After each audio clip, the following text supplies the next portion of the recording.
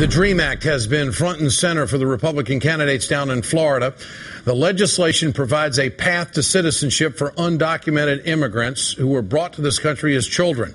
It's a hot-button issue in a state where 22.5% of the population is Latino. In December, Mitt Romney said he would veto the DREAM Act, which was viewed as a handout. Latino voters don't agree. This weekend, DREAM Act supporter, actress Eva Longoria, slammed Mitt Romney on Twitter, writing 85% of Latino voters support the DREAM Act, 100% of @Mitt Romney doesn't. In fact, Ms. Longoria may actually be lowballing support for the legislation. A recent Pew survey shows that 91% of Latinos support the DREAM Act. Those numbers could explain why Mitt Romney is softening his position. Here's Romney last week in Florida. I would not sign the DREAM Act as it currently exists, but I would sign a DREAM Act if it were focused on military service. Newt Gingrich has a similar position, but so far telling undocumented kids they can only become citizens if they put their lives on the line isn't working.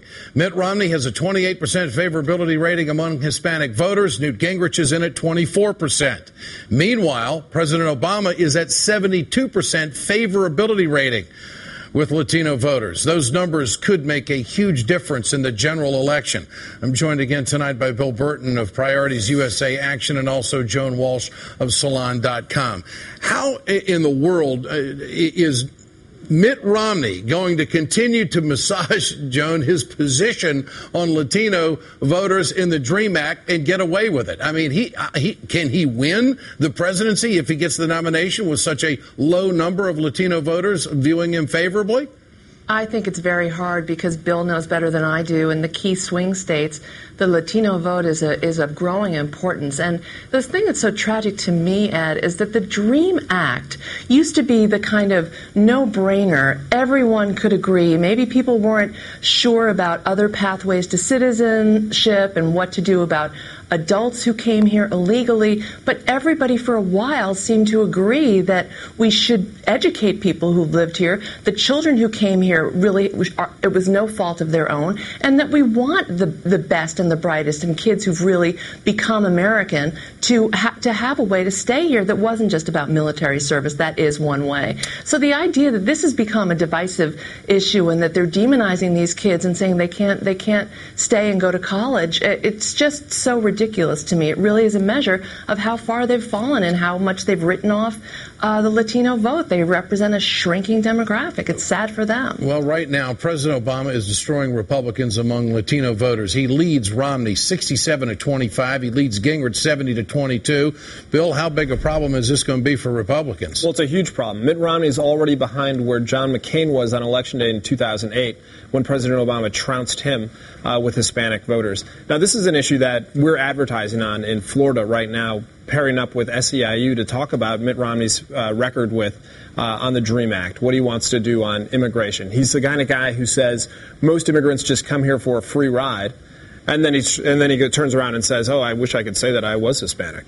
Well, what about that? Earlier, I played a clip of Mitt Romney saying that he wished he could claim he was Hispanic. Joan, what does that tell you about Romney?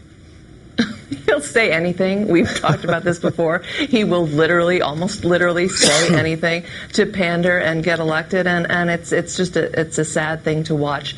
And you know, his family did have freedom of access from one country to the other.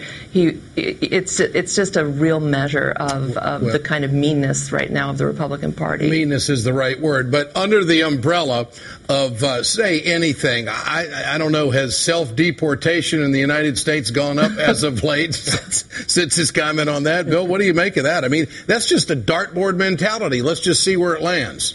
Well, I just think that Mitt Romney is scrambling anywhere that he can get to try to get as far to the right of Newt Gingrich and the rest of the Republican Party to try to curry favor and actually build that coalition that has been so elusive to him over the course of this year. Newt Gingrich even does worse among Latino voters than Romney does. What kind of opportunities does this open up for President Obama in the general election? I mean, this president has always fared well with minorities, and done very strong with Latinos, which in many people think is an untapped market. I mean, that whole demographic is only going to grow.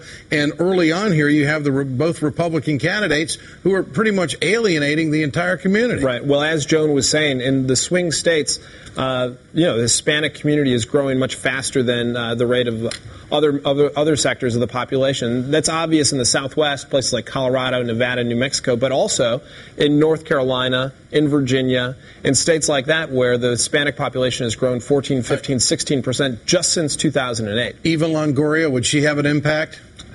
Absolutely. How about you, Joan? Do you think she will? Oh, I think so. People love her, so I'm really glad that she lent her name to this cause. Bill Burton, Joan Walsh, great to have both of you with us tonight. Thanks so much. President Obama scores on the big issue of fairness. He will push the Buffett rule right through the election, while every Republican votes against it. The big finish is next.